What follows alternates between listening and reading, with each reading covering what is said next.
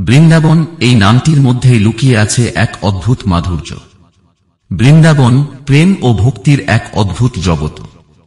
এখানে এসে জীবনের সবকিছু পাল্টে যায়। এখানে পদার্পণ করলেই মনে হয় সময়ের স্রোত থেমে গেছে।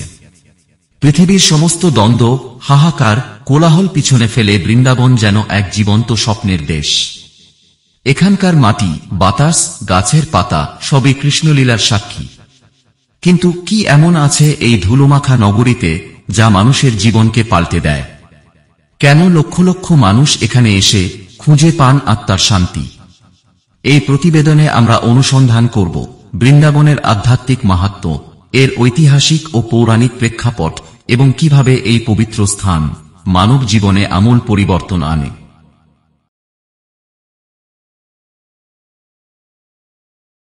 বৃন্দাবন কেবল একটি ভৌগোলিক স্থান নয়, এটি এক জীবন্ত দর্শন।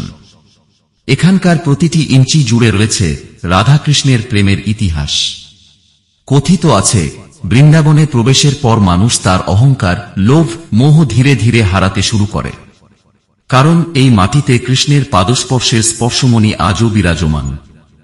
বৃন্দাবনের বাতাসে মিশে আছে কৃষ্ণের বাঁশির সেই মোহনীয় সুর। ভক্তরা বিশ্বাস করেন এই সুর শুনলে হৃদয়ের সব বাঁধ ভেঙে যায়, জীবনের সমস্ত জটিলতা সহজ হয়ে আসে। এখানে একজন পর্যটক শুধু দর্শনার্থী নন, তিনি হয়ে ওঠেন কৃষ্ণলীলার অংশীদার। বৃন্দাবনে দিনযাপন করলে টের পাওয়া যায় এখানে সময়ের গতি ভিন্ন। বৈজ্ঞানিক ঘড়ির কাঁটার চেয়ে এখানে প্রাধান্য পায় ভক্তির ঘড়ি। সকালের মঙ্গলারতি থেকে সন্ধ্যার সংকীর্তন, সমস্ত কিছুই যেন এক অদৃশ্য সুতোয় গাঁথা। বৃন্দাবনে গেলে প্রথমেই আপনি অনুভব করবেন এক গভীর শান্তি।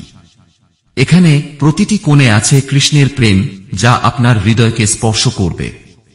বৃন্দাবনের মাহাত্ম্য লুকিয়ে আছে আত্মার মুক্তির মধ্যে। এখানে এসে মানুষ নিজের অস্তিত্বের গভীরে প্রবেশ করার সুযোগ পায়।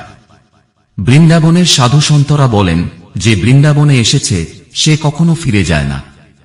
এখানে দেহের সীমা পেরিয়ে আত্মার সাথে যোগাযোগ হয়। ভজনকীর্তন, প্রার্থনা এবং ধ্যানের মাধ্যমে মানুষ আবিষ্কার করে তার অন্তর্নিহিত শক্তিকে। জাগতিক সম্পদ, পদমর্যাদা, সম্পর্ক এসবের মোহ এখানে ধূলিসাৎ হয়ে যায়।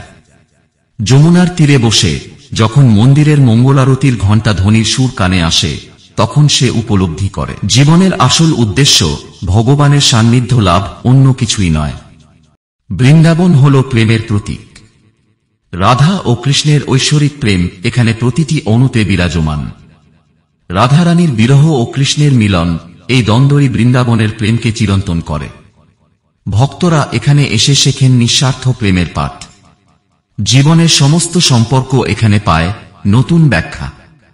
শরৎ পূর্ণিমায় বৃন্দাবনে রাসলীলার আয়োজন হয়। এটি কেবল নৃত্যগীত নয়, এটি আধ্যাত্মিকতার এক মহোৎসব। এই লীলায় অংশ নিয়ে ভক্তরা অনুভব করেন তারা কৃষ্ণের সান্নিধ্যে রয়েছেন। এখানে ভক্তেরা ভগবানের কাছে কিছু চাইতে আসেন না, কারণ এখানে এলে সমস্ত চাওয়া পাওয়ার অবসান ঘটে। বৃন্দাবন শেখায় জীবন কেবল অস্তিত্বের জন্য নয়, এটি এক পবিত্র দায়িত্ব। এখানকার মন্দিরগুলোতে স্বেচ্ছাসেবকরা প্রতিদিন হাজার হাজার মানুষের সেবা করেন। এই সেবা কর্ম নয়, এটি ধর্ম। বৃন্দাবন মানুষকে শেখায় পরোপকারেই রয়েছে মুক্তির পথ। বৃন্দাবনের বাসিন্দাদের জীবনযাত্রা অত্যন্ত সহজ। তারা বিশ্বাস করেন ভগবানের প্রতি আস্থাই হল সর্বশ্রেষ্ঠ সম্পদ। এই শিক্ষা গ্রহণ করে অনেকেরই ভৌত জিনিসের প্রতি আসক্তি কমে যায়। বৃন্দাবন থেকে ফিরে যাওয়া মানুষের চোখে দেখা যায় এক নতুন দীপ্তি। তাদের জীবনযাপন, চিন্তাভাবনা, এমনকি সামাজিক সম্পর্কেও আসে ইতিবাচক পরিবর্তন। বৃন্দাবনে শেখা ধ্যান ও প্রার্থনার অভ্যাস তারা বাড়িতেও চালু রাখেন। এটি মানসিক চাপ কমায় এবং আত্মবিশ্বাস বাড়ায়। বৃন্দাবনের সেবাধর্মী চেতনা তাদের মধ্যে গেঁথে যায়। অনেকেই সমাজসেবা বা দানধানে এগিয়ে আসেন। পরিশেষে একটা কথা বলতেই হয়, বৃন্দাবন কখনো শুধু একটি স্থান নয়, এটি এক জীবন দর্শন। এখানে এসে মানুষ শেখে জীবনের আসল লক্ষ্য হল আত্মার মুক্তি। ভগবানের নামে সমর্পিত হওয়ার মধ্যেই রয়েছে শান্তির চাবিকাঠি। বৃন্দাবন যেন এক অদৃশ্য সেতু যা সংযুক্ত করে মানবাত্মাকে পরমাত্মার সাথে। তাই বলা হয়, বৃন্দাবন গেলে মানুষ ফিরে আসে, কিন্তু তার হৃদয় থেকে যায় বৃন্দাবনের মাটিতে।